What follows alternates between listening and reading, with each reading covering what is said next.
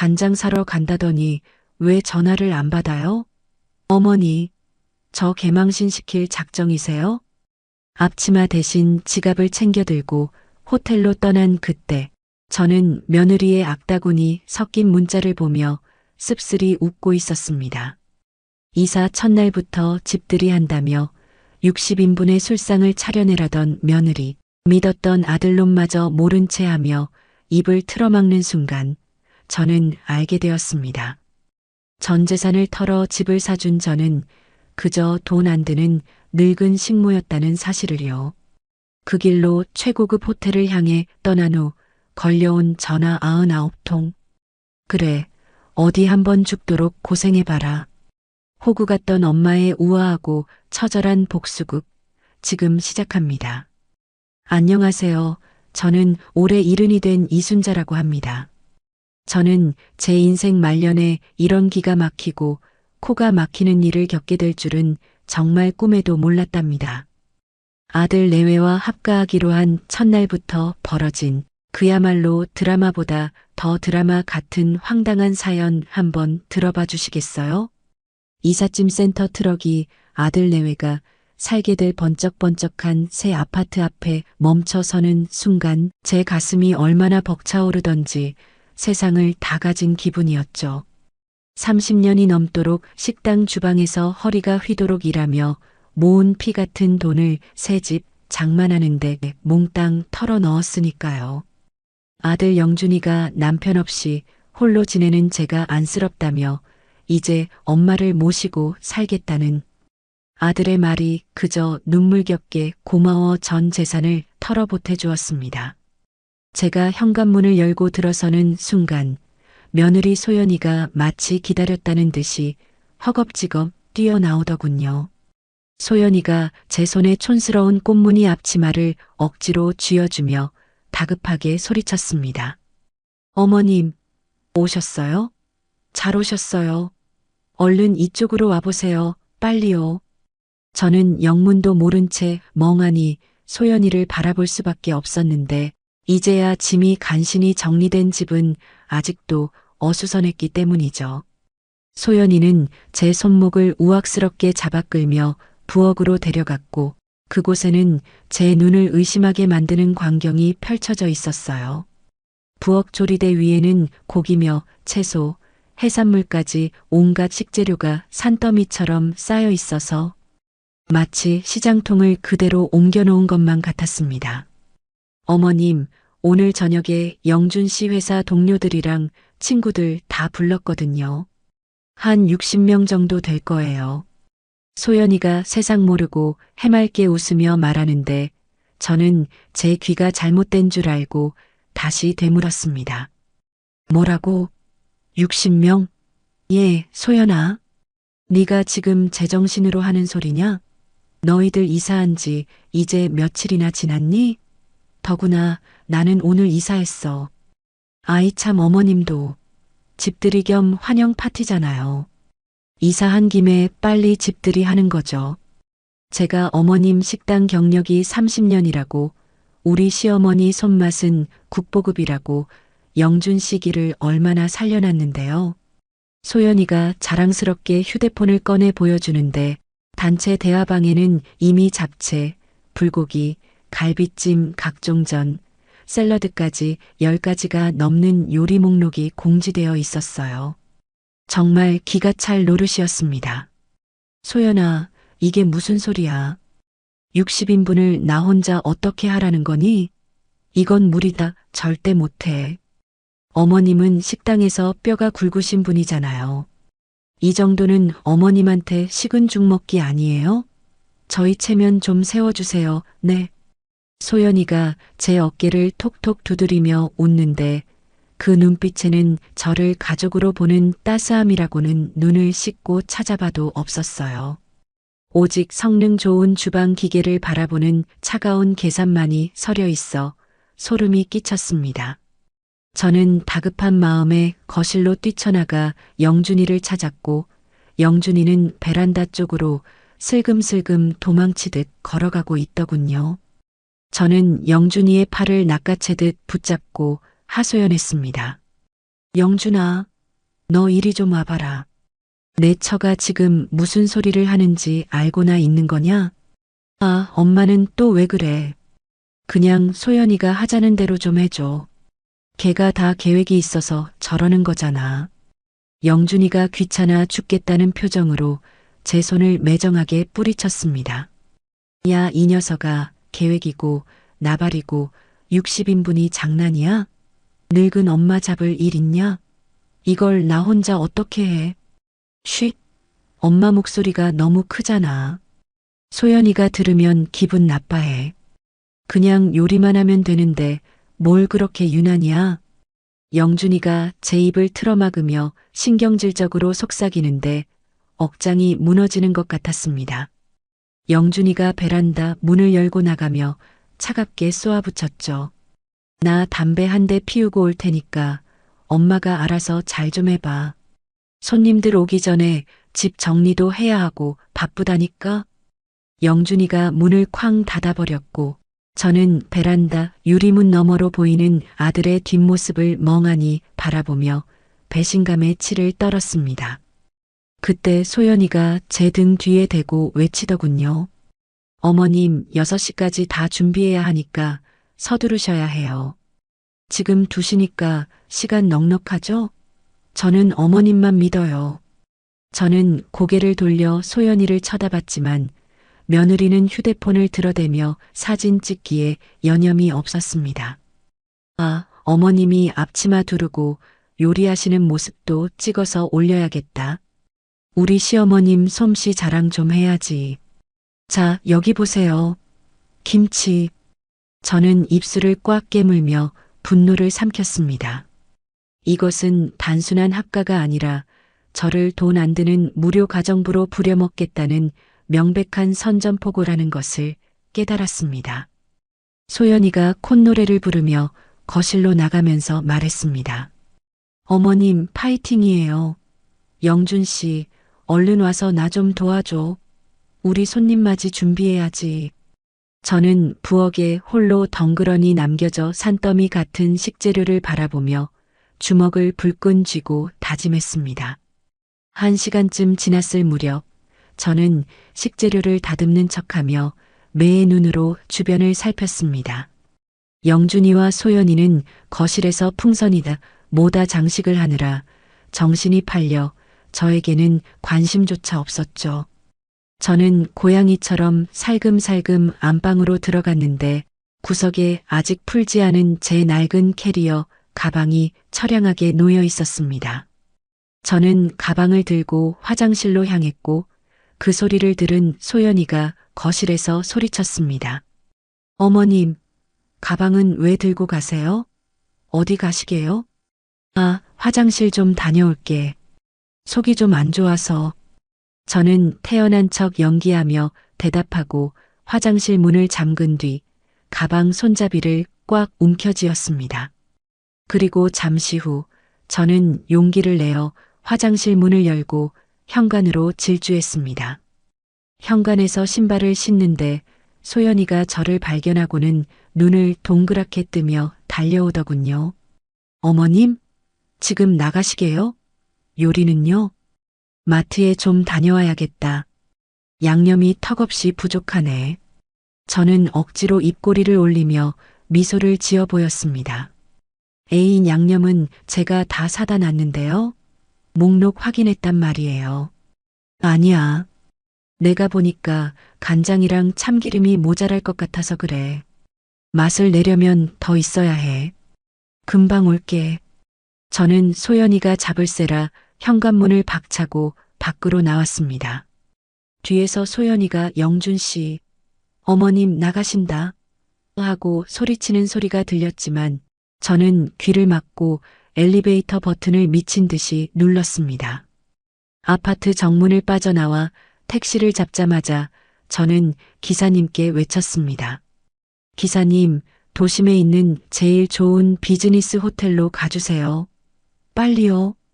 택시가 출발하자 저는 휴대폰을 꺼내 전원을 꺼버렸고 창밖으로 멀어지는 아파트 단지를 보며 10년 묵은 체증이 내려가는 듯 했습니다. 호텔 프런트에서 체크인을 하는데 직원이 카드키를 건네며 상냥하게 말하더군요. 305호실입니다. 편안한 휴식 되십시오. 방문을 열고 들어서자 창밖으로 붉은 노을이 아름답게 지고 있었고 저는 캐리어 가방을 바닥에 내동댕이 치고 침대에 쓰러지듯 누워 천장을 바라보며 거친 숨을 몰아쉬었습니다. 얼마 후면 60명의 손님들이 들이닥쳤을 텐데 음식은 단 한 점도 준비되지 않았을 테죠. 소연이와 영준이가 사색이 되어 발을 동동 구르고 있을 꼴을 생각하니 그제야 속이 뻥 뚫리는 것 같았습니다. 밤 10시쯤 되어 휴대폰 전원을 켜자마자 지진이라도 난 것처럼 휴대폰 진동이 미친 듯이 울려댔습니다. 부재중 전화가 99통이 넘게 와 있었고 문자 메시지도 수십 통이 쌓여 폭발하기 직전이었습니다. 영준이와 소연이가 보낸 다급한 메시지들이 화면을 가득 채웠죠. 엄마 어디야? 빨리 와. 손님들 다 왔는데 이게 무슨 망신이야. 어머님 제발 전화 좀 받아주세요. 저희 죽어요. 저는 메시지들을 읽지도 않고 휴대폰을 침대 옆 테이블에 툭 던져버렸습니다. 와인 잔을 채워들고 창밖의 화려한 야경을 바라보는데 도심의 불빛들이 저를 위해 축하해주는 것만 같았습니다. 저는 난생 처음 느껴보는 짜릿한 해방감에 젖어들며 이 밤을 온전히 즐기기로 마음먹었습니다. 다음 날 아침이 밝았고 저는 호텔 레스토랑에서 느긋하게 조식을 즐긴 뒤 퇴실을 했습니다. 프런트 직원이 마치 귀빈을 대하듯 환하게 웃으며 고개를 숙였습니다. 편안히 쉬셨습니까? 다음에도 꼭 방문해 주십시오. 택시를 잡아타고 아들 내외가 사는 아파트로 향하는 길은 참으로 묘한 기분이었습니다. 창밖 풍경은 어제와 다를 바 없었지만 제 마음가짐은 천지개벽한 듯 달라져 있었기 때문이죠. 하지만 아파트 현관 앞에 도착하자마자 저는 숨이 턱 막히고 말았어요. 현관 앞 복도가 그야말로 배달 음식 쓰레기로 거대한 산을 이루고 있었기 때문입니다. 기름기 쩌든 치킨 박스, 소스가 말라 비틀어진 피자 상자, 국물이 흐른 자국이 선명한 중국 음식 용기들이 어지럽게 널려 있어 발 디딜 틈조차 없었죠.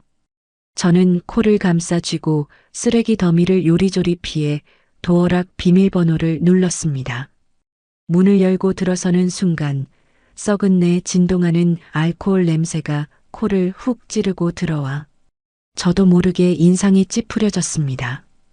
거실 바닥에는 빈 소주병과 찌그러진 맥주캔이 굴러다니고 있었고 온 집안이 난장판이 되어 마치 태풍이 휩쓸고 지나간 자리 같았습니다.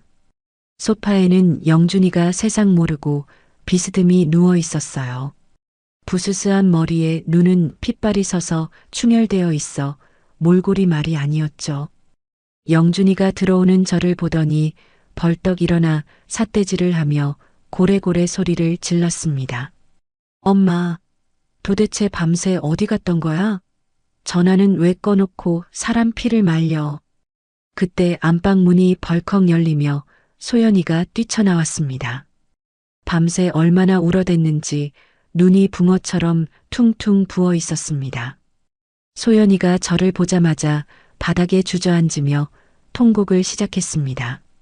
어머님, 세상에 어떻게 저한테 이러실 수가 있어요? 제가 어머님 믿고 사람들 다 불렀는데. 저는 태연하게 현관문을 닫고 신발을 벗어가지런히 정리한 뒤 거실로 들어갔습니다. 이게 다 무슨 꼴이냐? 돼지우리도 이것보단 깨끗하겠다. 영준이가 바닥에 굴러다니는 소주병을 발로 뻥 차버리며 악을 썼습니다. 지금 집꼴이 문제야? 엄마가 물어볼 게 아니잖아. 엄마가 어떻게 우리한테 이럴 수가 있어? 내가 회사에서 얼굴을 못 들고 다닌다고. 내가 뭘 어떻게 했는데? 나는 호텔 가서 잠 좀 자고 온 것뿐이다. 저는 눈 하나 깜짝하지 않고 침착하게 대답했습니다. 소연이가 소파에 걸터 앉아 가슴을 치며 흐느껴 울었습니다. 60명이나 되는 손님들이 왔는데 음식이 단 하나도 없었어요. 배달 음식 시키느라 2시간이나 걸렸고 사람들은 다 욕하고 가버렸다고요. 어머님 때문에 제 체면이 완전히 바닥에 떨어져서 박살이 났다고요. 체면? 네 체면이 그렇게 중요하더냐? 저는 식탁으로 천천히 걸어가 의자를 빼내 앉았는데 식탁 위에는 배달 음식 영수증들이 눈처럼 널브러져 있었습니다. 저는 영수증 한 장을 집어들고 찬찬히 훑어보았습니다. 치킨이 20마리에 피자가 10판, 족발에 보쌈까지 아주 잔치를 벌였구나. 돈은 꽤 쓴 것 같다? 영준이가 식탁을 주먹으로 쾅 내리치며 소리쳤습니다. 돈이 중요한 게 아니잖아. 엄마가 연락도 두절되고 사라져서 손님들 앞에서 우리가 얼마나 개망신을 당했는지 알아? 사람들이 다 엄마 욕하고 갔어. 저는 영수증을 식탁 위에 탁 내려놓고 영준이의 눈을 똑바로 쳐다보았습니다.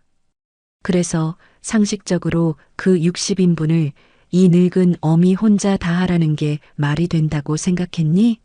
너는 네 처가 나를 부려먹으려고 작정한 걸 알고도 모른 척한 거 아니냐? 소연이가 눈물을 벅벅 닦으며 벌떡 일어서서 대들었습니다. 요즘 시어머니들은 며느리 기 살려주려고 더한 것도 다 해요. 제 친구 시어머니는 칠순 잔치 100명 상도 혼자 다 차리셨다고요. 어머님은 식당 일도 오래 하셨으면서 고작 이거 하나 못 해주세요? 그럼 네 그 잘난 친구 시어머니한테 부탁하지 그랬니? 왜 나한테 난리냐? 저는 차갑고 냉정하게 쏘아붙였습니다. 영준이가 답답하다는 듯 한숨을 푹 쉬며 머리를 감싸쥐었습니다. 아, 엄마 진짜 왜 이래? 그깟 밥 한 끼 해주는 게 뭐 그리 어려워서 이 난리를 쳐? 엄마 평생 식당에서 일했잖아. 밥하고 설거지하는 게 엄마 특기 아니야? 저는 영준이의 그 말에 가슴이 철렁 내려앉으며 심장이 멈추는 것만 같았습니다. 그깟 밥 한 끼라고요. 60인분의 잔치상이 아들 눈에는 그저 하찮은 밥 한 끼로 보였던 겁니다. 저는 떨리는 손을 무릎 위에 올리고 천천히 고개를 끄덕였습니다. 그래, 맞다. 내 엄마는 식당에서 평생 일했지. 그런데 영준아, 나는 돈 받고 일했다. 남의 집 식모살이를 해도 돈은 받아. 나는 너희 노예가 아니야. 소연이가 분을 참지 못하고 휴대폰을 꺼내 제 얼굴 앞에 들이밀었습니다. 저 이거 보세요. 단톡방에 올라온 글들 좀 보시라고요. 사람들이 어머님 때문에 뭐라고 하는지. 소연이가 들이민 휴대폰 화면에는 입에 담기도 힘든 악의적인 댓글들이 가득했습니다. 시어머니가 도망갔대요. 완전 코미디네. 며느리 엿먹이려고 작정한 거 아니에요? 신부가 고약하네. 저는 역겨움에 휴대폰을 손으로 밀어냈습니다. 내가 망신을 준 게 아니라 너희가 날 이용해 먹으려다 실패한 거잖니. 원인 제공은 너희가 했지. 영준이가 제 팔을 억세게 붙잡으며 흔들어댔습니다. 엄마, 제발 정신 좀 차려. 우리가 엄마를 모시고 산다고 했잖아. 얹혀 살면 집안일 좀 거드는 게 당연한 도리 아니야? 밥값은 해야지. 저는 대꾸할 가치도 없어 입을 다물었습니다. 이 집에서 저는 어머니가 아니었고 그저 무료로 부릴 수 있는 늙은 가정부일 뿐이라는 사실이 뼈에 사무쳤습니다. 오후가 되었고 저는 안방에서 조용히 짐을 정리하고 있었습니다. 그때 현관 초인종이 요란하게 울려댔습니다. 방문을 살짝 열고 밖을 내다보니 소연이의 부모님, 사돈인 박희순 내외가 씩씩거리며 들어서고 있었습니다. 사돈이 현관에 들어서자마자 큰 소리로 떠들었습니다. 우리 귀한 딸이 밤새 울면서 전화하길래 내가 놀라서 한달음에 달려왔네. 어떤 인간이 우리 딸 눈에서 눈물 나게 했어?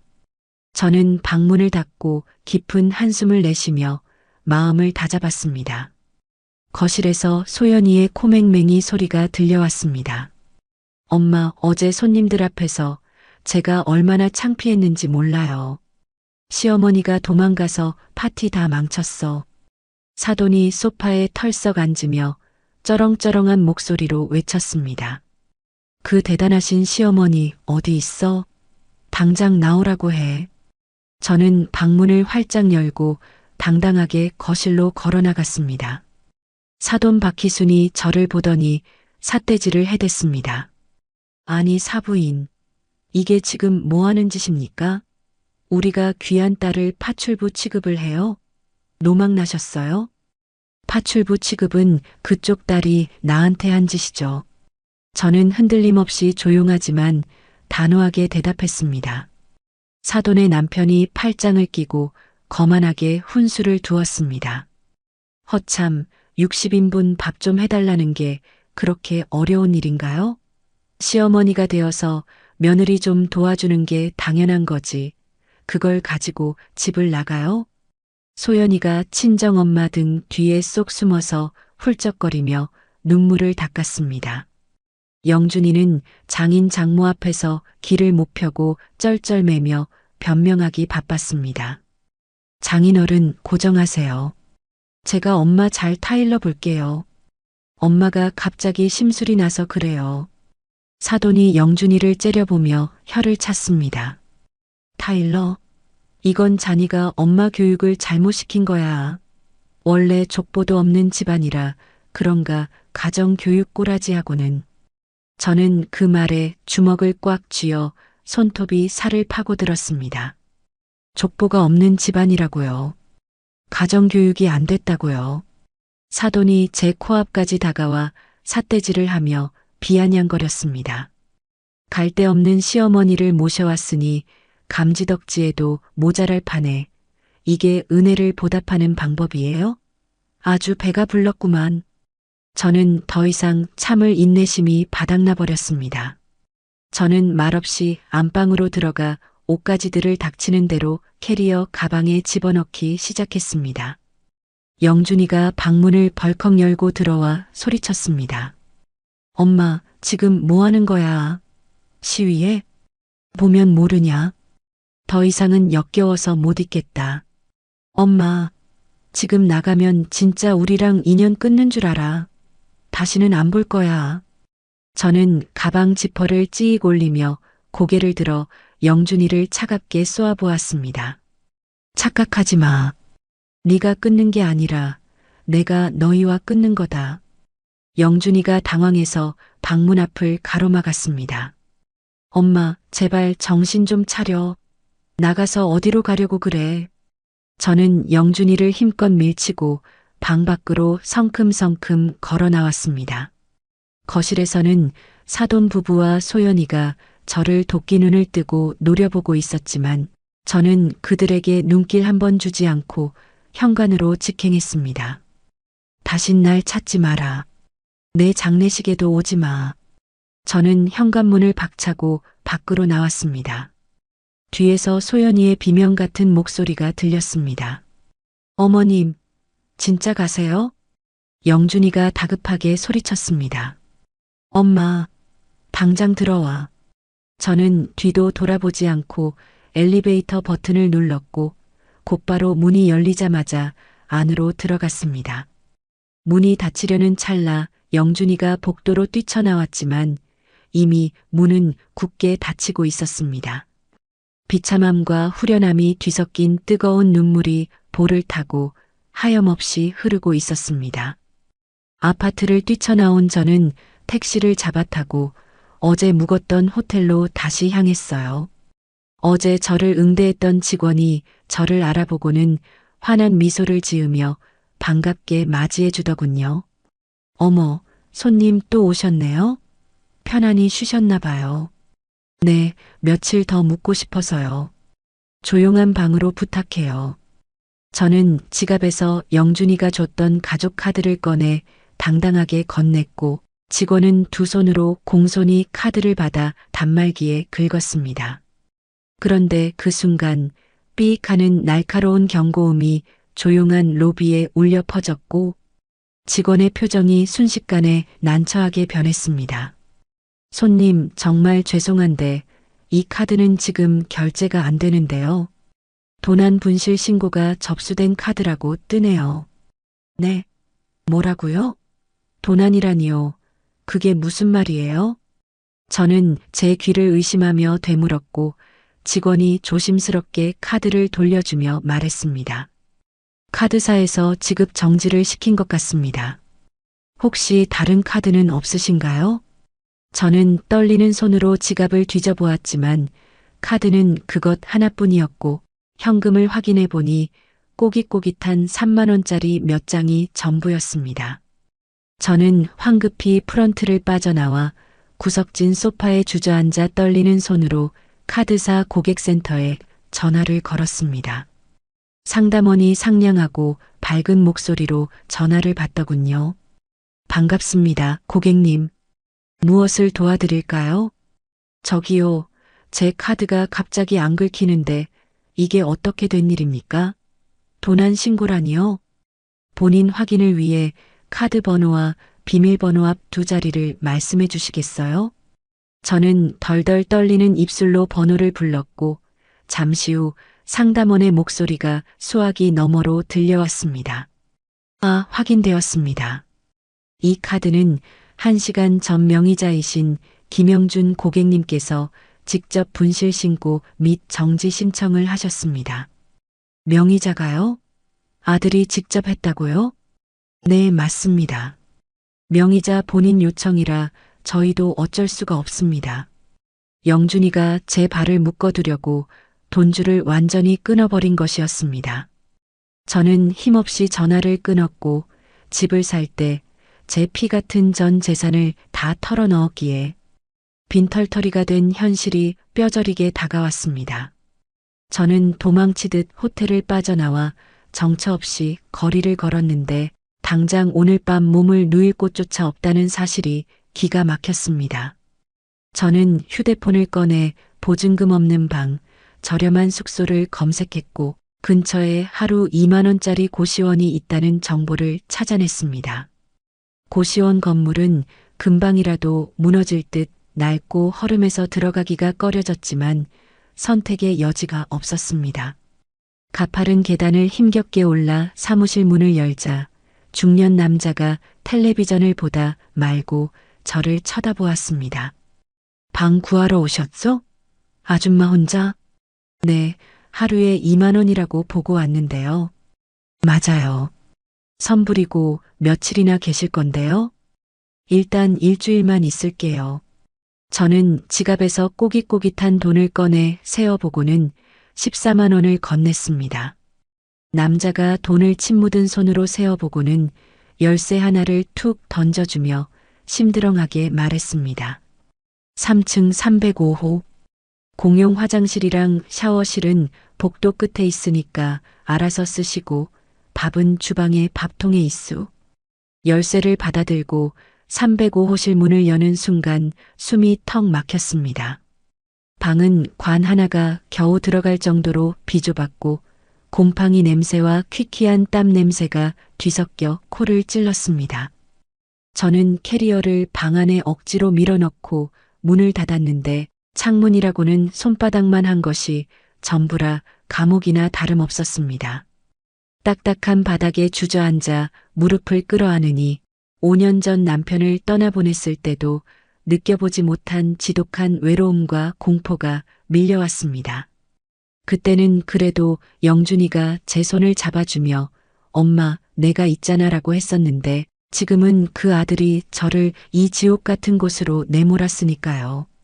저녁이 되어 배가 등가죽에 붙을 지경이 되자 저는 모자를 눌러 쓰고 나가 편의점에서 제일 싼 라면 한 개를 샀습니다.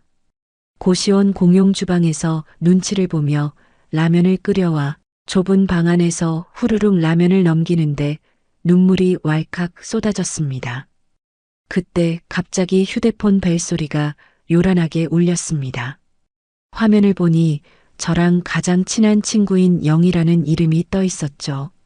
저는 받을까 말까 한참을 망설이다가 떨리는 목소리로 전화를 받았습니다. 여보세요. 야, 이순자, 너 도대체 어디야? 집에도 없고 전화도 안 받고 무슨 일 있어? 영희의 쩌렁쩌렁하고 다급한 목소리를 듣자마자 저는 꾹꾹 눌러왔던 설움이 터져 나오고 말았습니다. 영희야, 나 어떡하니? 나갈 데가 없어. 뭐, 도대체 무슨 일이야? 당장 말 안 해?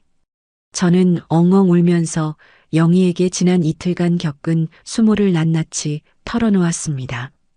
60인분 요리를 시키며 가정부 취급을 당한 일 참다 못해 집을 나온 일, 아들이 카드를 정지시켜 고시원 쪽방에 처박혀 있다는 사실까지 전부 다요. 이야기를 다 들은 영희가 깊은 한숨을 내쉬더니 단호하게 말했습니다. 순자야, 너 지금 당장 주소 찍어. 내가 지금 바로 갈 테니까. 지금 너무 늦었어. 여기 냄새나고 더러워. 잔말 말고 주소 보내. 그런 돼지우리에서 자게 둘 수 없어. 내일 아침 일찍 데리러 갈 거니까 짐 싸놓고 기다려. 알았어?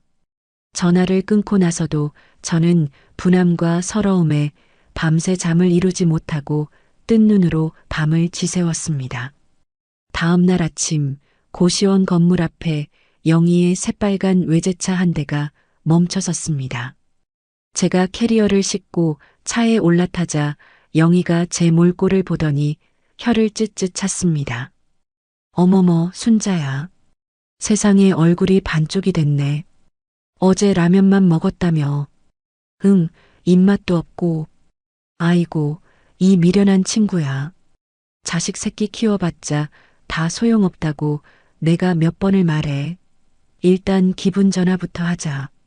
영희가 선글라스를 끼며 핸들을 꺾었고 차는 미끄러지듯 도로를 질주했습니다. 오늘 코엑스에서 실버 라이프 박람회 하거든. 우리 거기나 가서 구경하고 맛있는 것도 먹자. 꿀꿀하게 잊지 말고. 저는 힘없이 고개를 끄덕였고 박람회장에 도착하니 수많은 인파로 북적이고 있었습니다. 저희 또래의 어르신들이 활기찬 표정으로 돌아다니는 모습을 보니 저만 세상에서 낙오된 것 같아 씁쓸했습니다. 영희가 제 팔짱을 끼며 씩씩하게 이끌었습니다. 자, 어깨 펴. 이순자가 뭐가 모자라서 기가 죽어. 저희는 박람회장을 천천히 돌아다니며 잠시나마 근심을 잊을 수 있었습니다. 한참을 돌아다니다 다리가 아파질 무렵 영희가 휴게 공간을 가리키며 말했습니다. 순자야, 우리 저기 가서 커피나 한 잔 마시며 좀 쉬자. 내가 사올게. 저희는 휴게 공간 구석 테이블에 자리를 잡았고 영희가 커피를 사러 간 사이 저는 멍하니 주변을 둘러보았습니다. 그때 바로 옆 테이블에 앉은 30대 젊은 여자들이 휴대폰을 보며 수군거리는 소리가 제 귀에 꽂혔습니다. 언니, 이거 봤어? 와, 진짜 완전 소름 끼쳐. 한 여자가 혀를 내두르며 말하자 다른 여자가 호기심 어린 눈으로 물었습니다. 뭔데 그래? 연예인 기사야? 아니, 맘카페 베스트 글인데 시어머니가 며느리 괴롭힌 사연이야. 저는 시어머니, 며느리라는 단어에 저도 모르게 귀를 쫑긋 세우고 말았습니다. 어떻게 괴롭혔는데? 시집살이 시켰대? 말도 마. 며느리가 임신 초기라서 조심해야 하는데 이사 첫날에 시어머니가 60인분 집들이 음식을 혼자 다 하라고 시켰대. 미친 거 아니야? 헐, 진짜? 임신한 며느리한테? 그래서 어떻게 됐대? 며느리가 음식하다가 배가 너무 아파서 쓰러졌는데 병원 갔더니 유산 위기라고 했대. 근데 시어머니란 사람은 사과는커녕 뻔뻔하게 집 나가버리고 연락 두절이라네. 이거 완전 살인 미수 아니야? 순간 저는 숨이 턱 막히고 심장이 쿵 내려앉는 것 같았습니다. 임신이라니요? 유산 위기라니요?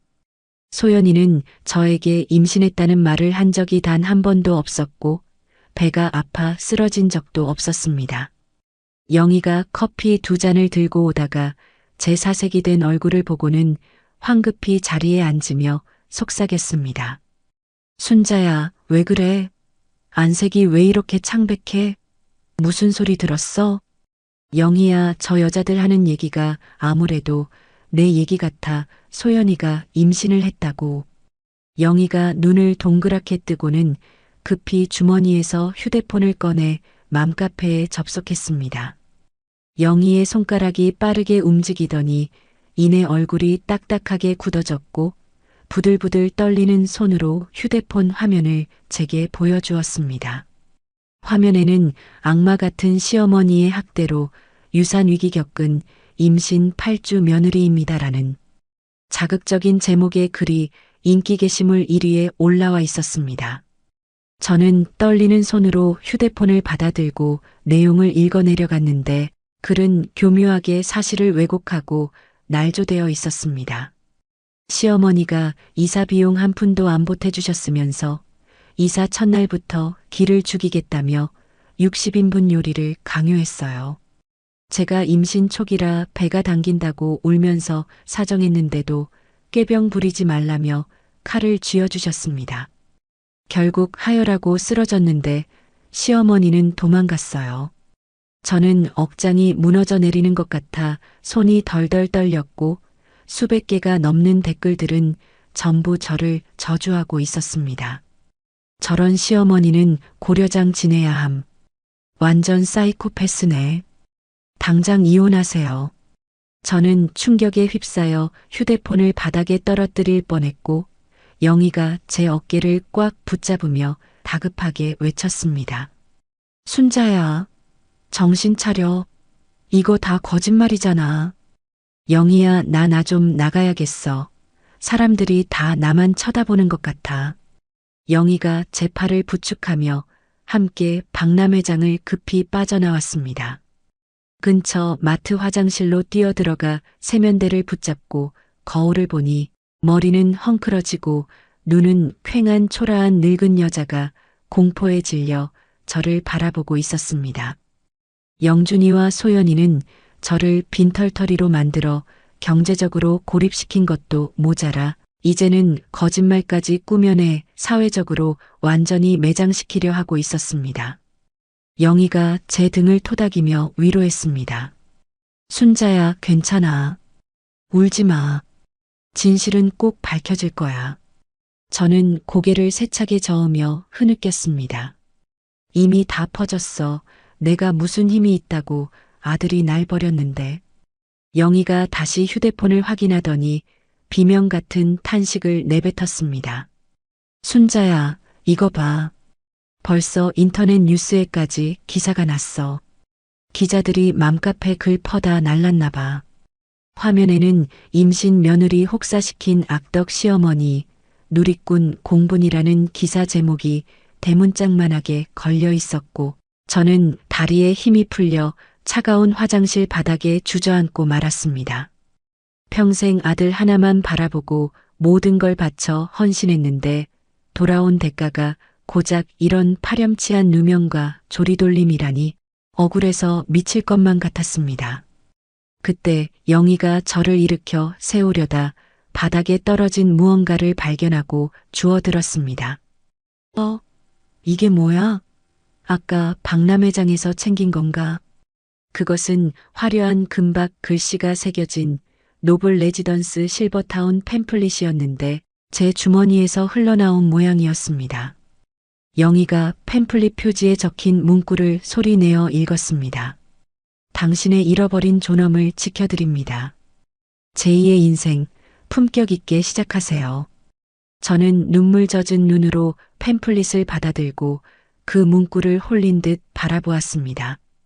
당신의 존엄을 지켜드립니다. 존엄이라는 그 두 글자가 마치 벼락처럼 제 가슴에 와 꽂혔습니다. 지금 저에게는 돈도 가족도 집도 없었지만 무엇보다 가장 시급한 것은 짓밟히고 찢겨나간 제 존엄이었습니다.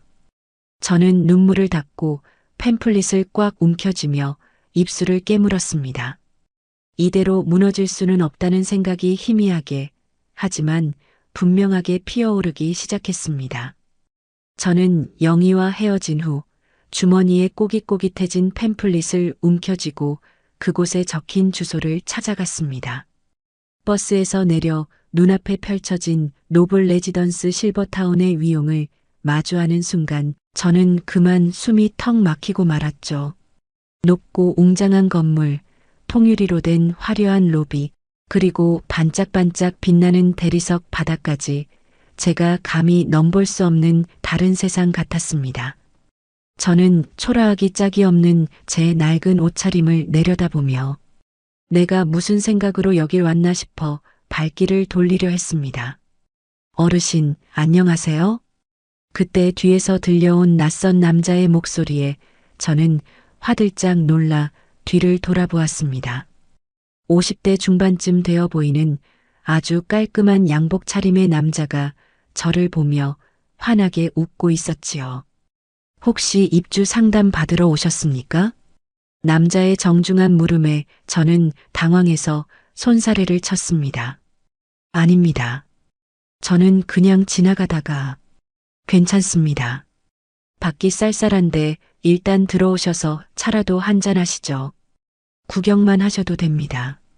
남자가 친절하게 로비 문을 활짝 열어주는데 저는 얼떨결에 그 친절에 이끌려 안으로 발을 들여놓고 말았습니다. 로비의 푹신한 소파로 안내를 받은 저는 가시방석에 앉은 듯 불편했지만 남자는 제 앞에 앉으며 명함을 건네주더군요. 저는 이곳 원장 박상민이라고 합니다. 편하게 말씀해 주세요. 저는 소파 끝에 엉덩이만 살짝 걸친 채 조심스럽게 명함을 받아들었습니다. 박 원장이 부드러운 눈빛으로 물었습니다. 어르신, 성함이 어떻게 되시나요? 이순자입니다. 네, 이순자 어르신. 저희 실버타운 입주를 생각하고 계신 건가요? 저는 고개를 푹 숙이며 힘없이 대답했습니다. 사실은 저는 입주할 형편이 안 됩니다. 여기 올 자격이 없는 사람이에요. 형편이 안 되신다니요?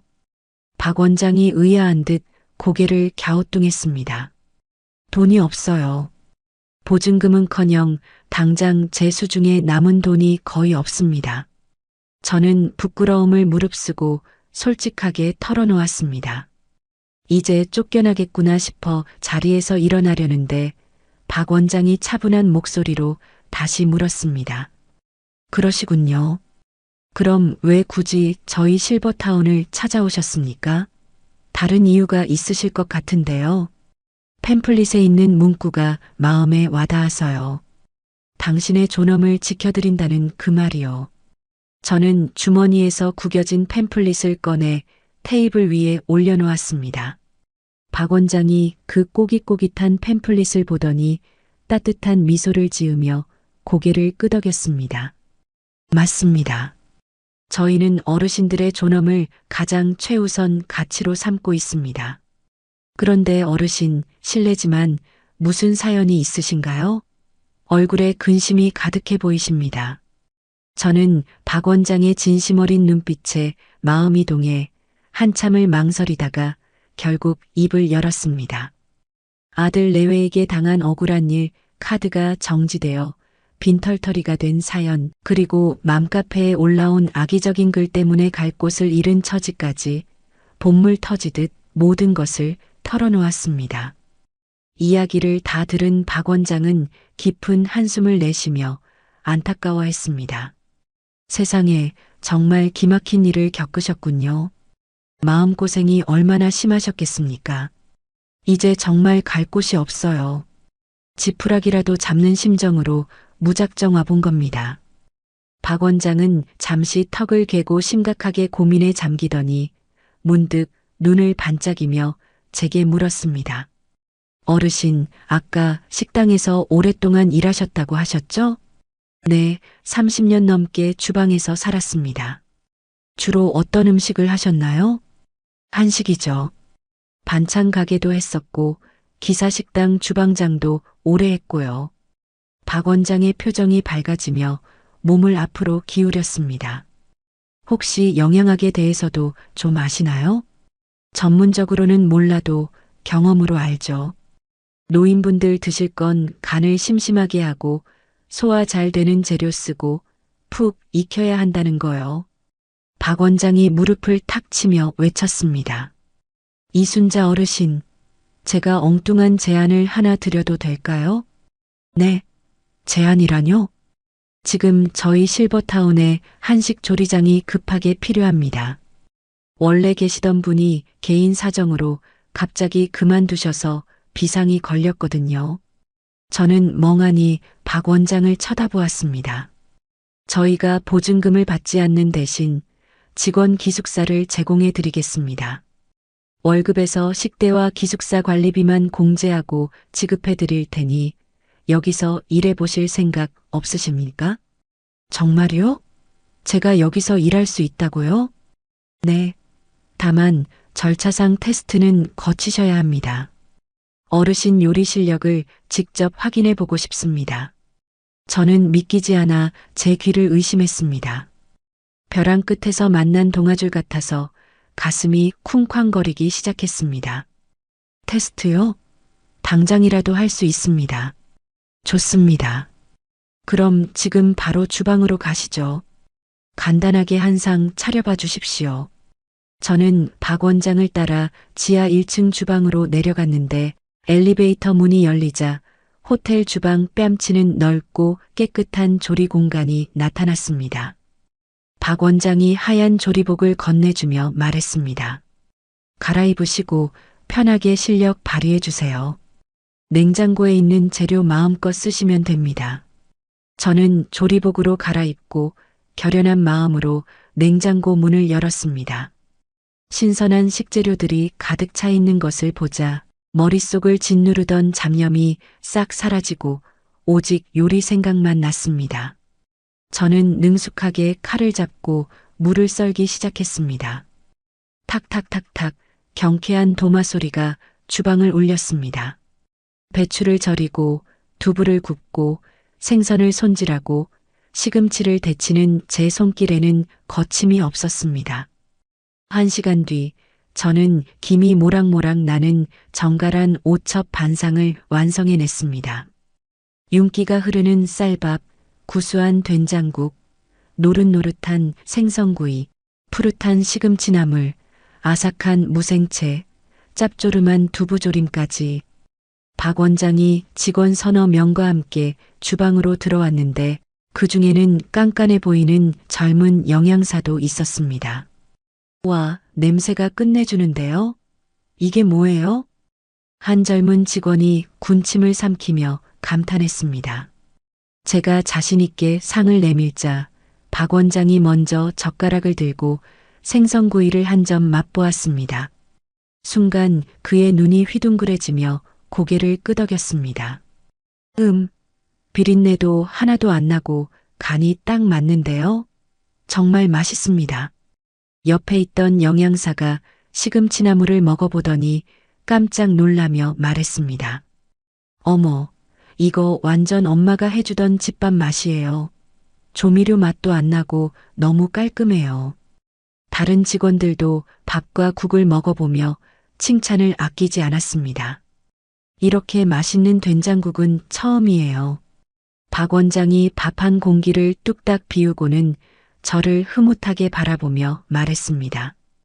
이순자 어르신, 아니 조리장님, 이 정도면 합격입니다. 아니, 저희가 모셔와야 할 실력입니다.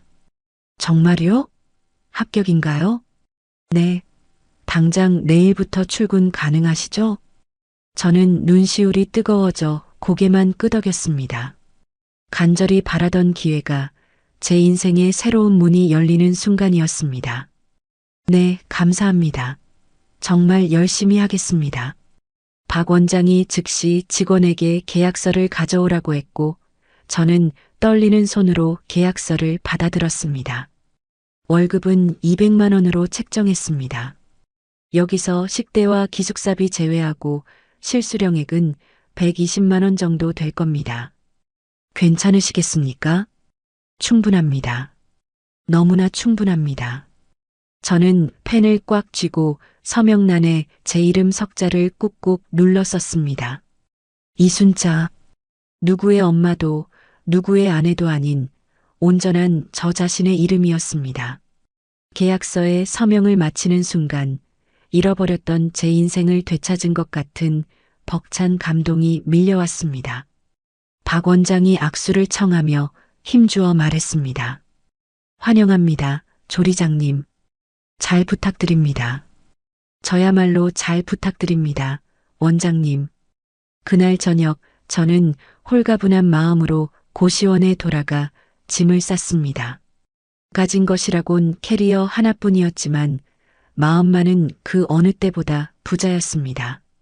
다음 날 아침 저는 실버타운 직원 기숙사로 거처를 옮겼습니다.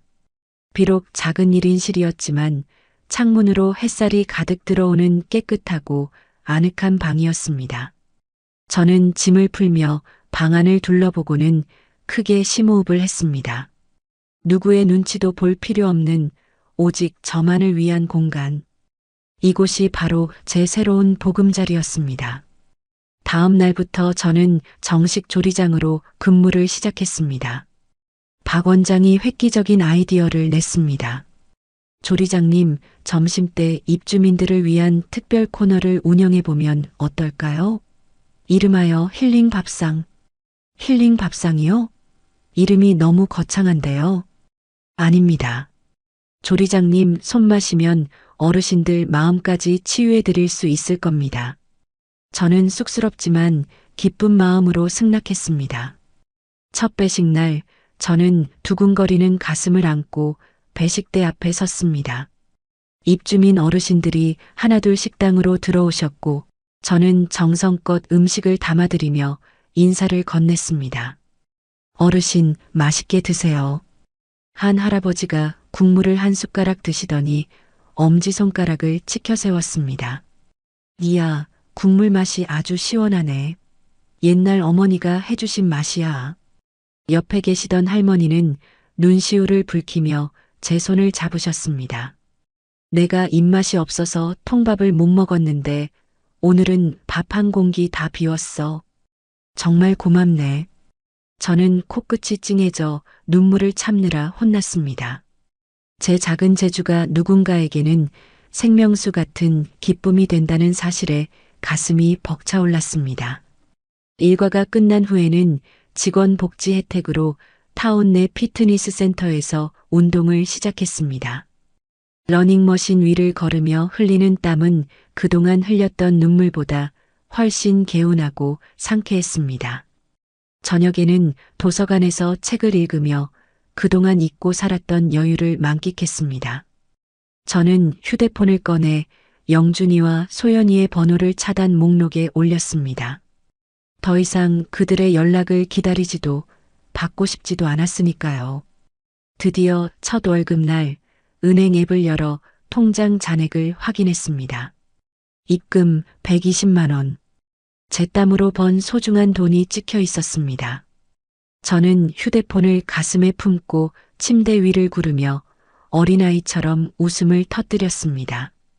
화장실 거울 속에 비친 제 얼굴은 더 이상 초라한 늙은이가 아니었습니다. 생기가 돌고 눈빛이 살아있는 당당한 직업인 이순자가 그곳에 서 있었습니다. 저는 거울 속의 저에게 주먹을 불끈 쥐어 보이며 힘차게 말했습니다. 이순자, 너 진짜 멋지다. 잘하고 있어. 일주일쯤 지났을까요?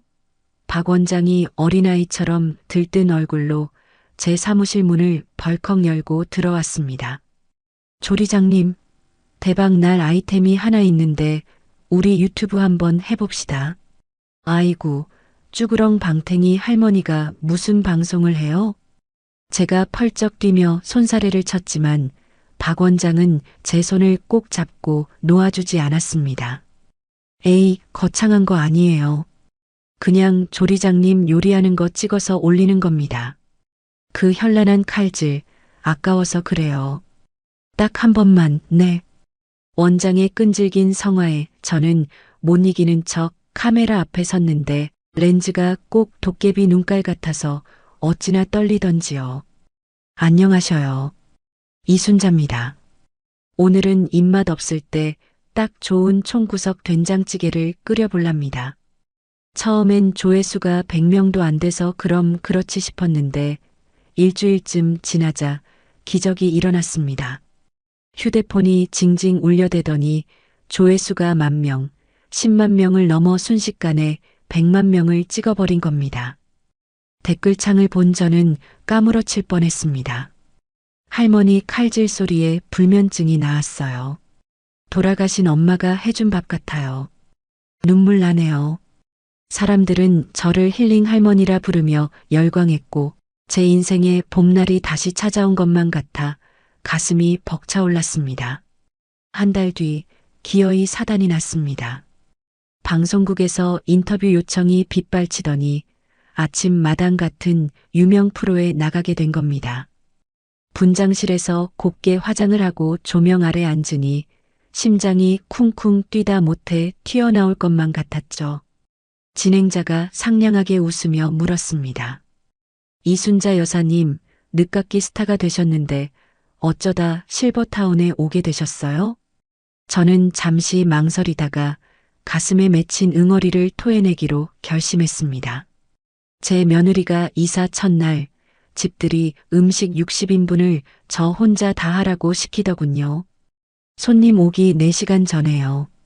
스튜디오가 찬물을 끼얹은 듯 조용해지더니 방청객들이 어머 세상에 하며 웅성거리기 시작했습니다. 못하겠다고 뛰쳐나왔더니 며느리가 맘카페에다 글을 올렸어요. 제가 임신한 며느리를 괴롭히고 도망간 악마라고요. 진행자가 눈을 동그랗게 뜨고 되물었습니다.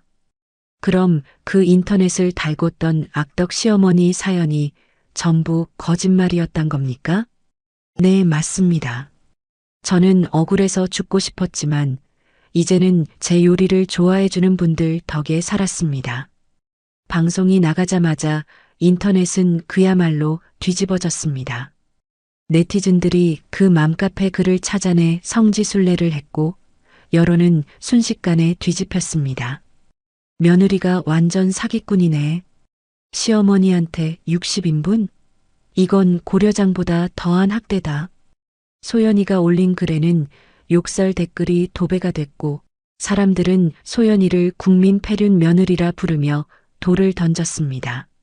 속이 다 시원하면서도 한편으론 씁쓸한 기분을 지울 수가 없더군요. 유명세를 타자 돈방석에 앉게 되었습니다. 유명 주방업체 광고를 찍고 제 인생을 담은 에세이는 베스트셀러가 되어 인쇄가 꼬박꼬박 통장에 꽂혔습니다. 통장에 찍힌 1,000만 원이라는 숫자를 보고 저는 손을 벌벌 떨었습니다. 평생 시장통 옷만 입던 제가 백화점 명품관에서 가방을 사고 청담동 미용실에서 파마를 했습니다. 거울 속에 비친 여자는 더 이상 초라한 늙은이가 아니라 우아하고 당당한 성공한 여자 이순자였습니다. 이순자, 너 참말로 멋지다. 거울을 보며 으쓱하고 있는데 프런트에서 다급한 전화가 왔습니다. 조리장님, 아드님이 찾아와서 난동을 부립니다. 가슴이 철렁했지만 올 것이 왔다 싶어 옷매무새를 다듬고 로비로 내려갔습니다. 구석에 쭈그리고 앉은 영준이 꼴이 아주 가관이었습니다. 볼은 쏙 들어가고 눈 밑은 시커먼 게 노숙자가 따로 없더군요. 영준이가 저를 보더니 넙죽 엎드려 빌기 시작했습니다. 엄마, 잘못했어. 제발 우리 좀 살려줘. 무슨 일이냐? 꼴이 그게 뭐니? 제가 차갑게 쏘아붙이자 영준이가 울먹이며 매달렸습니다. 소연이가 맘카페 신상 털려서 회사 잘리게 생겼어. 악플 때문에 우울증 걸려서 밥도 못 먹고 죽으려고 그래. 엄마가 해명 좀 해줘. 응? 저는 팔짱을 끼고 코웃음을 쳤습니다. 자업자득이다. 뿌린 대로 거두는 법이야. 영준이가 제 바짓가랑이를 잡고 늘어졌습니다. 엄마, 돈도 많이 벌었다며? 우리 대출금 좀 갚아주라. 가족이잖아. 그 말을 듣는 순간 헛웃음이 터져 나왔습니다. 역시나 돈 냄새를 맡고 달려온 하이에나 같았습니다. 저는 가방에서 흰 봉투 하나를 꺼내 영준이 가슴팍에 찔러 넣었습니다. 받아라. 100만 원이다. 엄마 역시 엄마밖에 없어. 착각하지 마라. 네가 내 아들이라 주는 게 아니라 거지가 불쌍해서 주는 적선이다. 영준이의 얼굴이 하얗게 질렸습니다. 내 돈은 내 노후를 위해서만 쓸 거야. 너희 빚 갚아줄 돈 10원 한 장 없다. 그리고 다신 내 눈앞에 나타나지 마라. 저는 뒤도 안 돌아보고 보안요원에게 손짓했습니다. 이 사람 끌어내세요. 잡상인입니다. 질질 끌려가는 영준이의 절규를 뒤로하고 엘리베이터에 오르는데 눈물이 핑 돌았지만 꾹 참았습니다. 한 달 뒤 실버타운 1주년 파티가 열렸습니다. 박 원장이 저에게 메인 요리를 부탁했습니다. 조리장님, 이번엔 100인분입니다. 가능하시겠습니까? 100인분이요? 순간 옛날 생각이 났지만 이번엔 달랐습니다. 억지로 하는 노동이 아니라 내가 원해서 베푸는 잔치였으니까요. 까짓 거 해봅시다. 내 실력 제대로 보여주죠. 일주일 밤낮으로 메뉴를 짜고 파티 당일엔 춤추듯 요리했습니다. 지글지글 고기 굽는 소리, 도마 소리가 흥겨운 노랫가락처럼 들렸습니다. 파티장 문이 열리고 제가 만든 음식을 먹은 사람들이 엄지를 치켜 세웠습니다. 최고예요. 임금님 수라상 안 부럽네. 쏟아지는 박수갈채 속에 무대에 오르니 뜨거운 조명이 저를 감쌌습니다. 지난 5년간 지옥 같았지만 이제야 제가 누군지 알았습니다. 저는 지금 세상에서 제일 행복한 요리사 이순자입니다. 우레와 같은 함성 속에 눈물이 주르륵 흘러내렸습니다. 대기실로 돌아와 의자에 털썩 주저앉아 숨을 고르는데 휴대폰이 징하고 울렸습니다. 영준이의 문자였습니다. 엄마 소연이가 쓰러졌어. 지금 응급실이야. 제발. 휴대폰을 쥔 손이 덜덜 떨렸고 승리의 기쁨 뒤로 서늘한 불안감이 기어 올라왔습니다. 저는 떨리는 손으로 휴대폰을 꺼내 영준이에게 전화를 걸었습니다. 신호음이 딱 2번 울리자마자 영준이가 기다렸다는 듯 전화를 받았습니다. 엄마, 무슨 일이니? 소연이가 쓰러졌다니 그게 무슨 소리야? 응급실이야, 엄마. 제발 빨리 좀 와줘. 나 미치겠어. 영준이의 목소리는 공포에 질려 파르르 떨리고 있었습니다. 저는 급히 가방을 챙겨 택시를 잡아탔고 병원으로 향하는 내내 가슴이 두근거려 견딜 수가 없었습니다. 병원 응급실 입구에 도착하자 영준이가 복도를 서성이고 있는 모습이 보였습니다. 영준이는 저를 발견하자마자 울먹이며 달려왔습니다.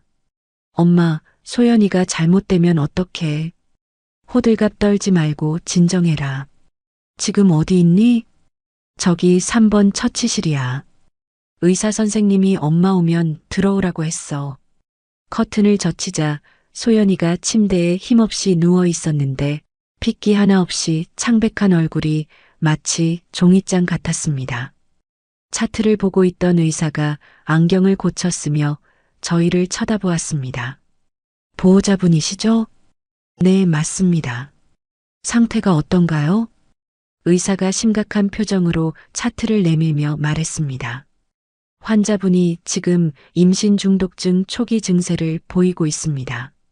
혈압이 위험할 정도로 높고 단백뇨 수치도 좋지 않아요. 임신 중독증이요? 그게 뭔가요? 영준이가 사색이 되어 물었습니다. 임산부에게 아주 위험한 합병증입니다. 자칫하면 산모와 태아 모두 위험해질 수 있어요. 지금 당장은 응급처치를 했지만 절대 안정이 필요합니다. 그럼 입원을 해야 하나요? 최소 일주일은 입원해서 혈압 떨어지는 걸 지켜봐야 합니다. 그리고 퇴원 후에도 집에서 꼼짝 말고 누워만 있어야 해요. 스트레스는 절대 금물이고요. 의사가 밖으로 나가고 저는 침대 곁으로 다가가 소연이를 내려다보았습니다. 소연이가 힘겹게 눈을 뜨고 저를 바라보았습니다. 어머님, 괜찮니? 몸은 좀 어떠냐? 배가 너무 아파요. 아기가 잘못될까봐 무서워요. 소연이의 눈에서 굵은 눈물이 주르륵 흘러내려 베개를 적셨습니다. 저는 가슴 한구석이 꽉 막힌 듯 답답했지만 차마 모른 척할 수는 없었습니다. 영준이가 소연이의 손을 두 손으로 감싸주며 달랬습니다. 괜찮아 여보. 걱정하지 마. 의사 선생님이 푹 쉬면 괜찮다고 했잖아. 그때 간호사가 들어와 초음파 기계를 침대 옆으로 가져왔습니다. 소연이의 배에 차가운 젤을 바르고 기계를 갖다 대자 화면에 흑백으로 된 조그만 아기 형상이 나타났습니다. 아기 심장은 잘 뛰고 있네요. 쿵, 쿵, 쿵, 쿵. 규칙적이고 힘찬 아기의 심장 소리가 병실 안에 울려 퍼졌습니다. 저는 그 소리를 듣는 순간 저도 모르게 가슴이 뭉클해지고 눈시울이 뜨거워졌습니다. 미우나 고우나 제 핏줄이라는 게 이런 거구나 싶어 마음이 약해졌습니다. 간호사가 나가자마자 영준이가 제 소매를 잡아당기며 애원했습니다. 엄마, 제발 소연이 좀 돌봐줘. 엄마밖에 없어. 영준아, 내가 왜 그래야 하니? 간병인 구할 돈도 없어. 그리고 소연이가 지금 예민해서 낯선 사람은 싫다고 난리야. 엄마가 밥 좀 챙겨주고 옆에만 있어줘. 저는 깊은 한숨을 내쉬었습니다. 단칼에 거절하고 돌아가려 했지만 방금 들었던 아기 심장 소리가 귓가에 맴돌아 발길이 떨어지지 않았습니다. 알았다. 며칠만 상태를 지켜볼게. 딱 며칠만이다. 엄마, 진짜 고마워. 내가 평생 효도할게. 영준이가 감격해서 제 손을 잡았지만 저는 차갑게 손을 빼냈습니다. 착각하지 마라.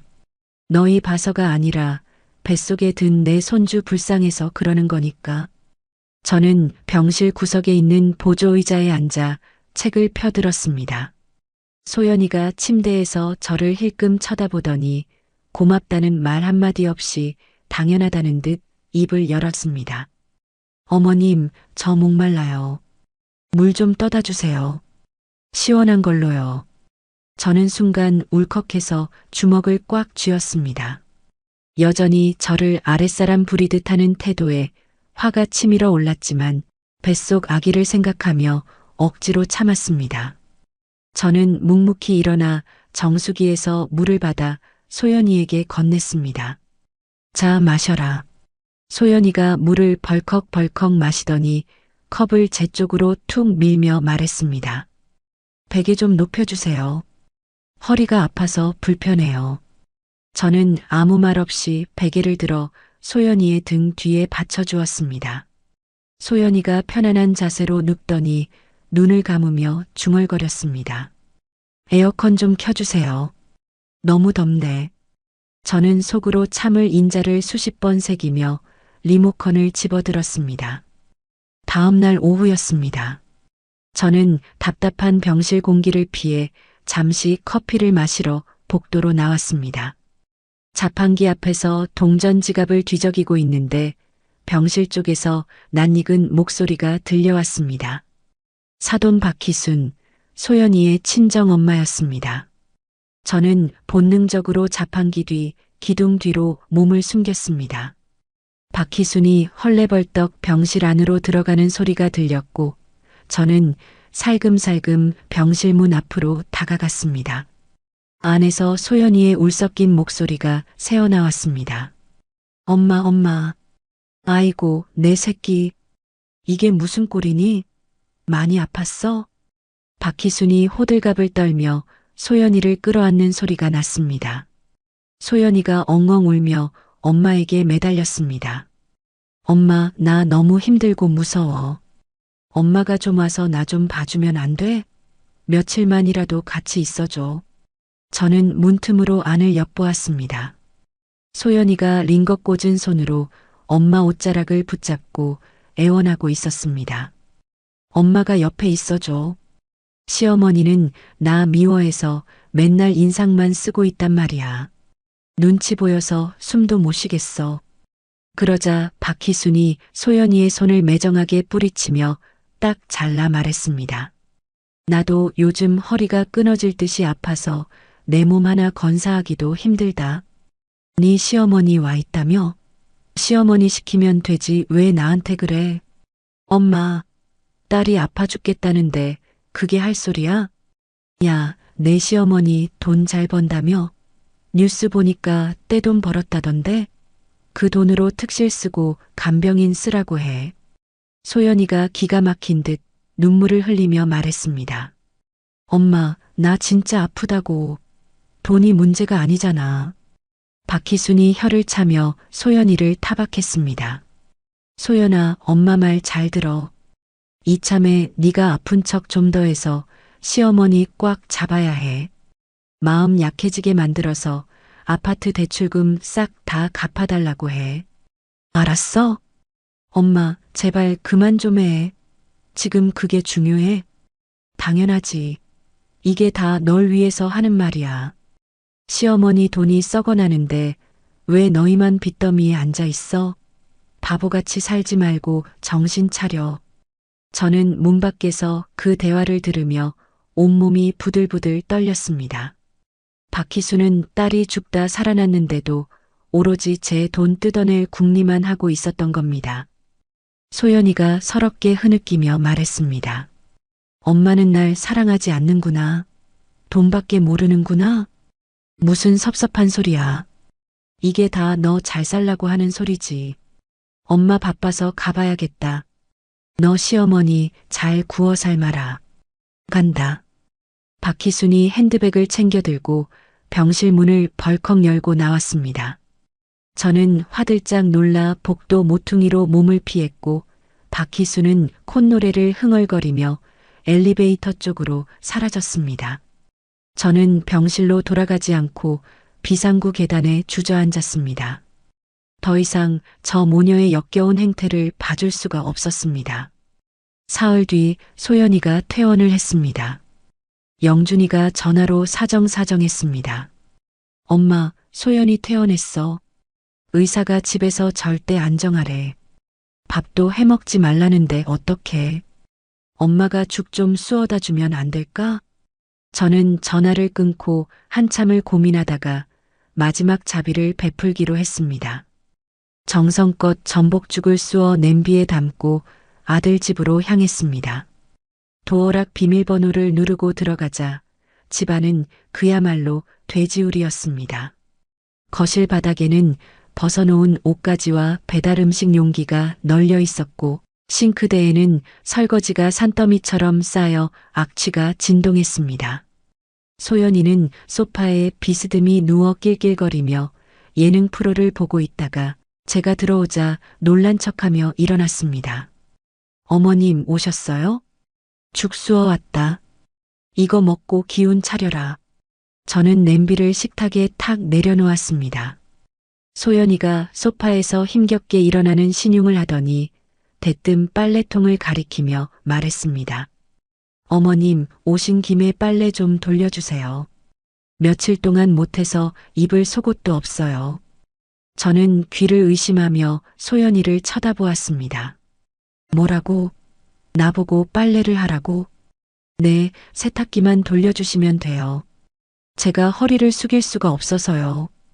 그리고 설거지도 좀. 저는 소연이를 빤히 쳐다보았습니다. 친정엄마한테 거절당한 분풀이를 저한테 하고 있는 게 빤히 보였습니다. 아프다는 핑계로 저를 다시 예전의 하녀 취급하려는 그 뻔뻔함에 치가 떨렸습니다. 저는 냄비 뚜껑을 쾅 닫으며 싸늘하게 불렀습니다. 소연아? 네. 왜 그러세요, 어머님? 내가 며칠 전에 병원에서 네 친정엄마 만나는 거 다 봤다. 소연이의 얼굴이 순식간에 사색이 되었습니다. 네. 그게 무슨... 니네 엄마는 널 돌봐주기도 싫다며 내 돈이나 뜯어내라고 코치하더구나. 아주 모전 여전히 따로 없어. 소연이가 입술을 파르르 떨며 변명하려 했지만 저는 말을 잘랐습니다. 그런데 너는 정신 못 차리고 나를 또 부려먹으려고 드는구나. 내가 네 하녀냐? 어머님, 오해세요. 저는 몸이 너무 힘들어서.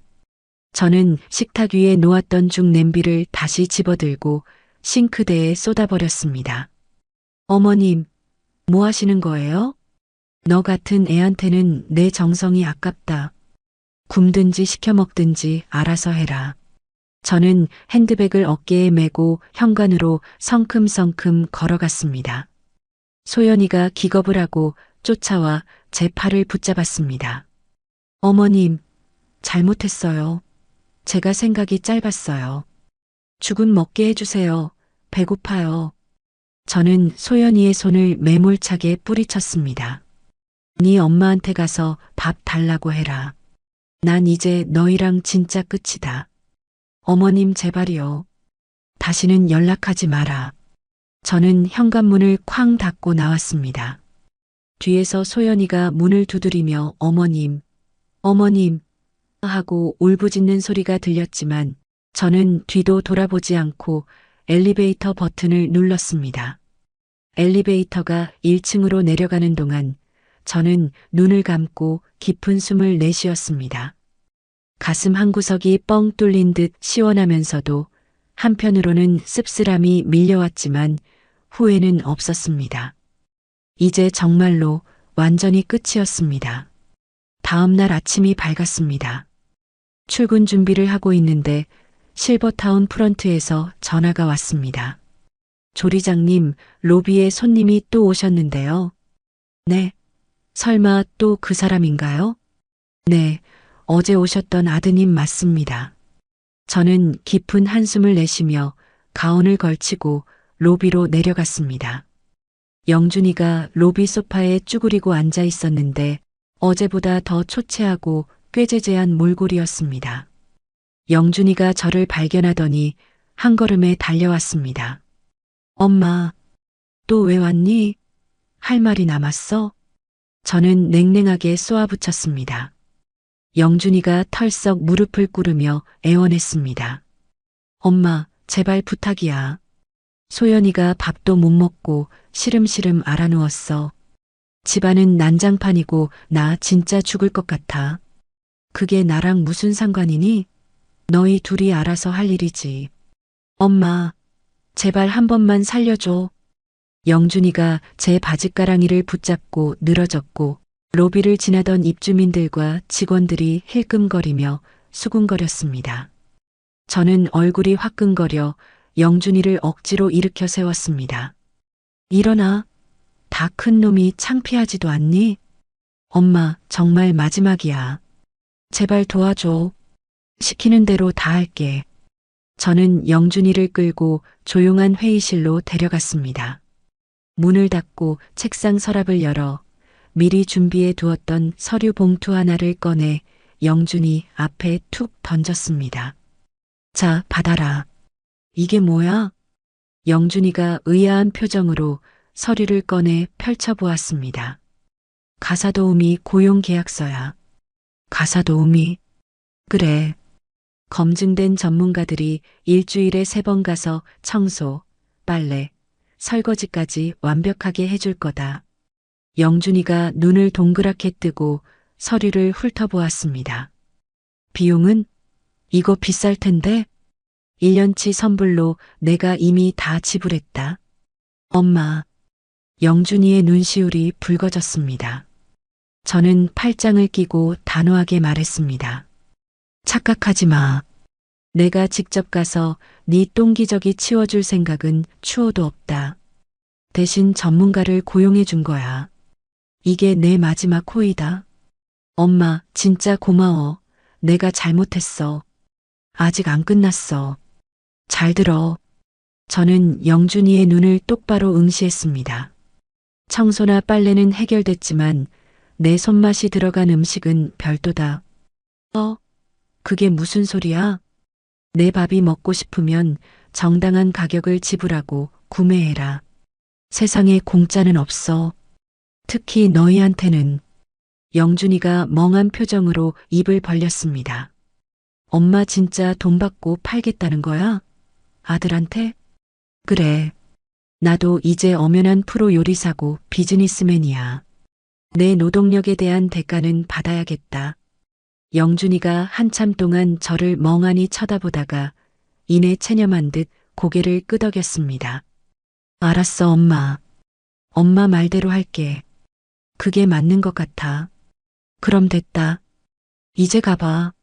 저는 미련 없이 회의실 문을 열었고 영준이는 서류 봉투를 소중히 끌어안고 쫓겨나듯 나갔습니다. 일주일쯤 지났을 무렵 제가 주방에서 점심 준비에 한창일 때 휴대폰이 울렸습니다. 영준이었습니다.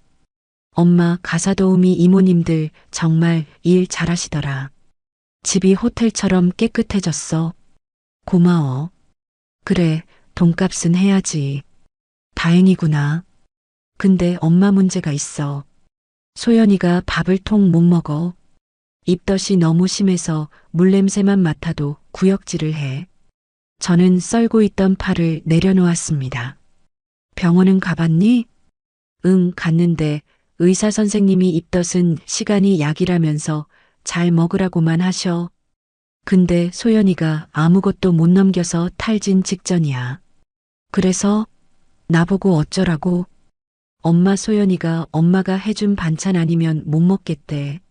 엄마 솜씨 알잖아. 제발 도시락 좀 만들어주면 안 될까? 저는 잠시 침묵하다가 차갑게 대꾸했습니다.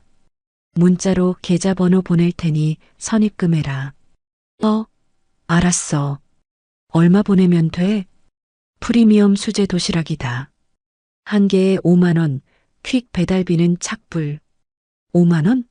좀 비싼 거 아니야? 싫으면 말하라. 내 시간과 정성은 그보다 더 비싸니까. 아니야. 보낼게. 지금 당장 보낼게. 전화를 끊고 10분도 안 되어 입금 알림이 울렸습니다. 입금 15만 원 김영준. 3일치를 한꺼번에 보냈더군요. 저는 냉장고를 열고 최고급 식재료들을 꺼냈습니다. 유기농 시금치, 1등급 한우, 당일 직송된 신선한 갈치. 저는 재료비 아끼지 않고 정성껏 도시락을 만들기 시작했습니다. 소고기를 듬뿍 넣은 맑은 미역국, 달콤하고 부드러운 단호박찜, 고소한 시금치나물, 푸딩처럼 부드러운 계란찜, 그리고 갓 지은 찰진 잡곡밥. 도시락통에 예쁘게 담고 마지막으로 영수증 한 장을 출력해 넣었습니다. 재료비 3만 원, 조리 인건비 2만 원, 합계 5만 원.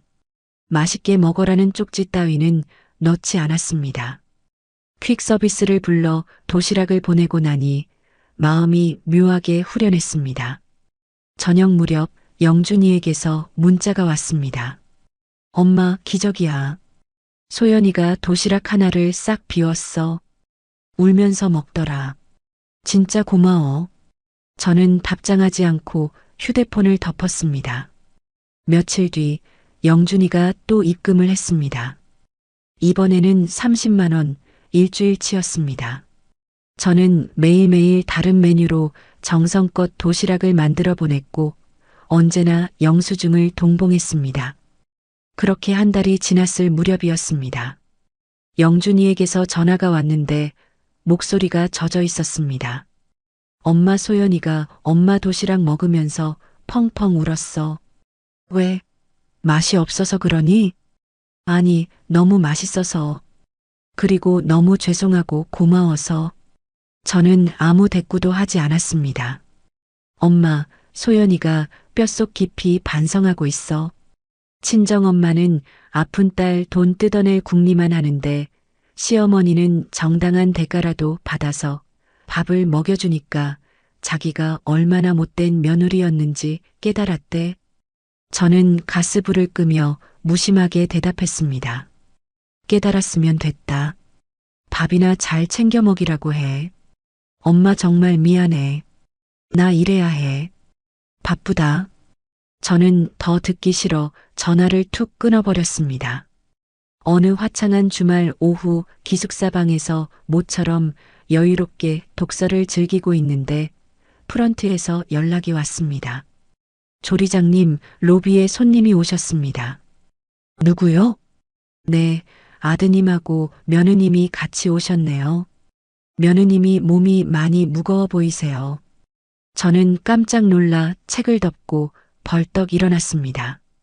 만삭의 몸을 이끌고 여기까지 오다니 무슨 일인가 싶어 급히 로비로 내려갔습니다.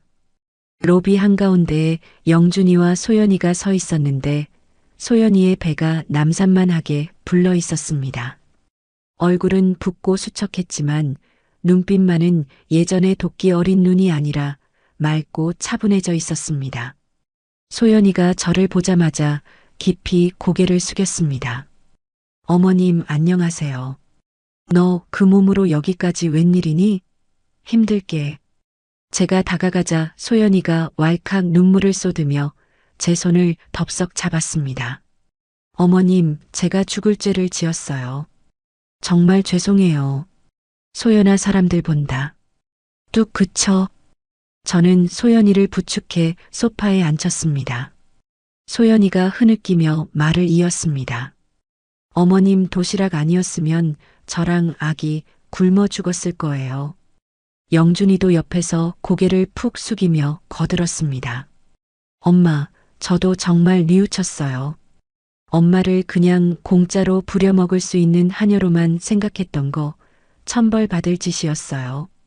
두 사람의 눈물 어린 사과에 제 마음속에 남아있던 마지막 앙금마저 눈 녹듯 사라지는 기분이었습니다. 저는 소연이의 손을 꼭 잡아주었습니다. 늦게라도 깨달았으니 다행이다. 그러자 소연이가 간절한 눈빛으로 애원했습니다. 어머님, 저희랑 다시 같이 살아요. 제가 진짜 잘할게요. 네. 저는 단호하게 고개를 저었습니다. 아니, 그건 안 된다.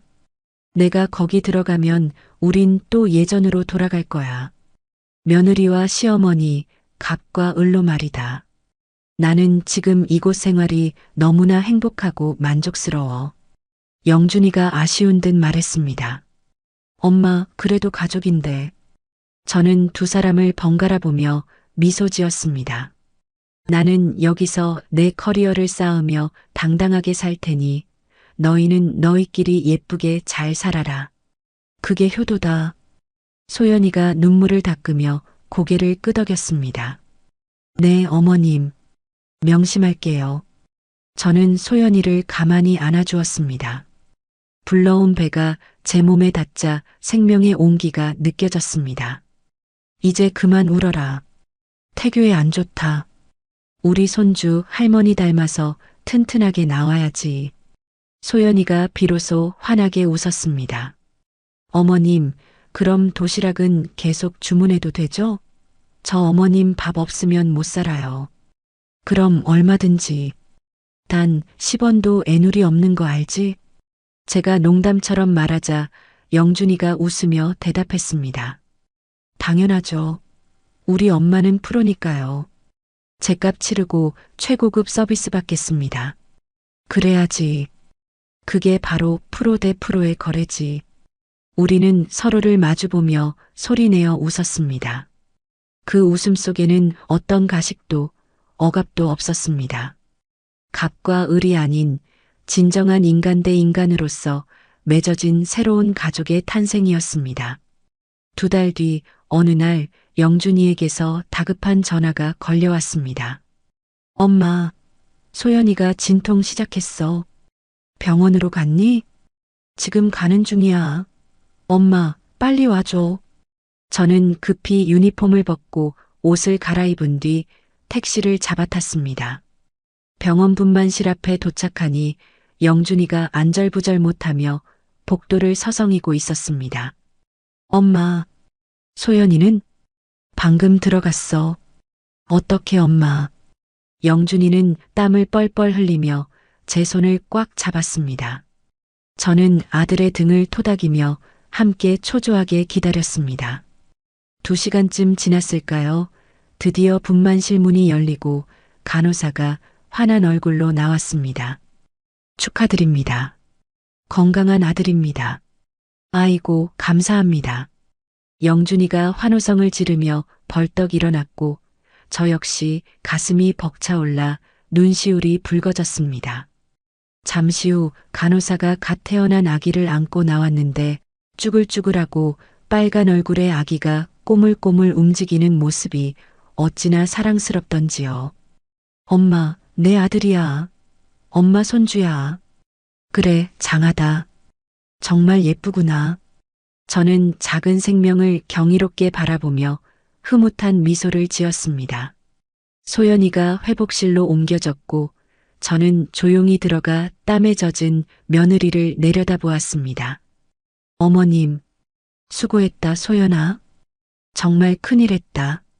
제가 따뜻하게 손을 잡아주자 소연이가 감격한 듯 눈물을 흘렸습니다. 그때 회복실 문이 조심스럽게 열리더니 사돈 박희순이 쭈뼛거리며 들어왔습니다. 전처럼 당당하고 표독스러운 모습은 온데간데 없고 잔뜩 위축된 모습으로 병실 구석에 서서 눈치만 보고 있더군요. 소연이가 엄마를 쳐다봤지만 섭섭함이 남았는지 별다른 말을 하지 않았습니다. 어색한 침묵이 흐르자 제가 먼저 소연이에게 물었습니다. 소연아, 산후조리원은 어디로 정했니? 아직이요. 비용이 생각보다 비싸서 집에서 조리할까 해요. 무슨 소리니? 처세 낳고 몸조리 잘못하면 평생 고생한다. 걱정 마라. 내가 제일 좋은 조리원 예약해주마. 비용은 내가 전액 지원한다. 네, 정말요, 어머님? 소연이가 깜짝 놀라 눈을 동그랗게 떴습니다. 귀한 손주 낳느라 고생했는데 시어머니가 그 정도는 해줘야지. 푹 쉬고 몸만 건강하게 챙겨라. 어머님 정말 감사합니다. 소연이가 감동의 눈물을 펑펑 쏟았고 구석에 있던 박희순이 기어들어가는 목소리로 말했습니다. 사돈 고맙습니다. 제가 해야 할 도리를 사돈이 대신 해주시네요. 딸이 아플 땐 나 몰라라 하더니 이제 와서 면목이 없어 고개를 못 드는 그 모습이 짠하기도 하고 안쓰럽기도 했습니다. 저는 소연이를 좀 쉬게 해주려고 병실 밖으로 나왔습니다. 복도 벤치에 앉아 있는데 박희순이 슬그머니 다가와 제 옆에 앉았습니다. 사돈 어른, 네, 말씀하세요. 사돈은 어떻게 그렇게 당당하고 멋지게 사세요? 솔직히 너무 부럽습니다.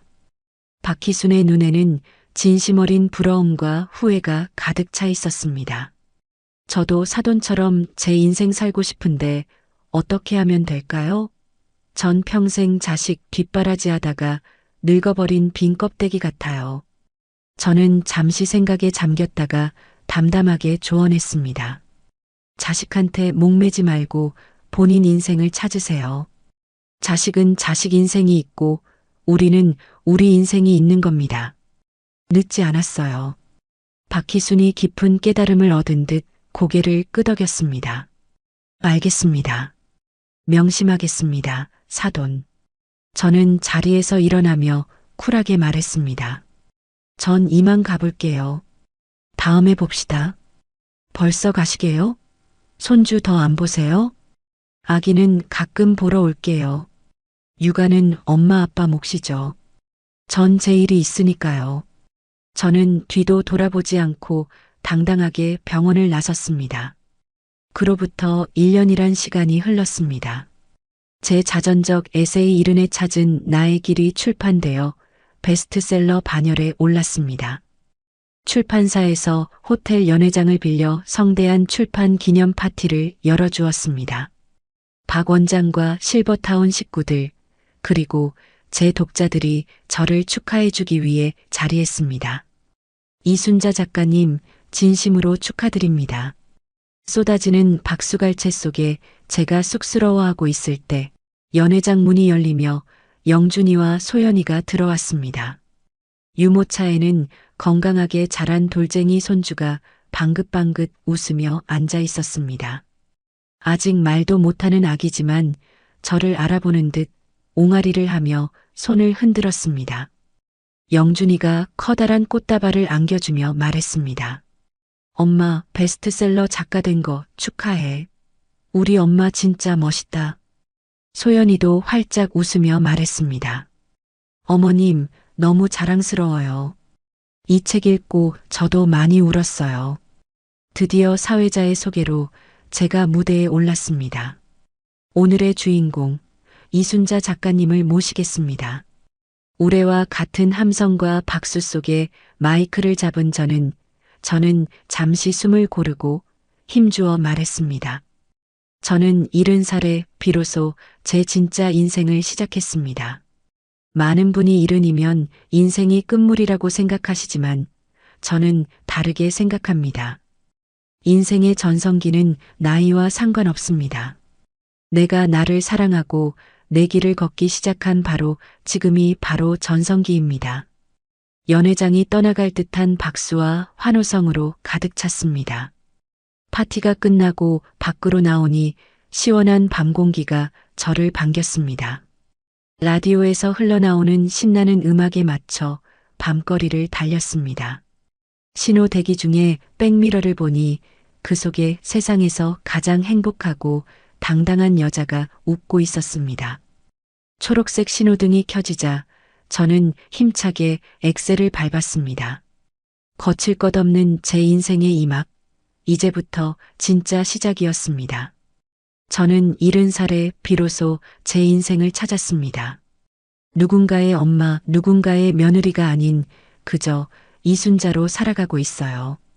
여러분도 언제든 새로운 시작을 할 수 있습니다. 나이는 숫자일 뿐이니까요. 이야기를 끝까지 들어주신 분이 계시다면 잘 들었다고 댓글 하나만 남겨주세요. 감사합니다.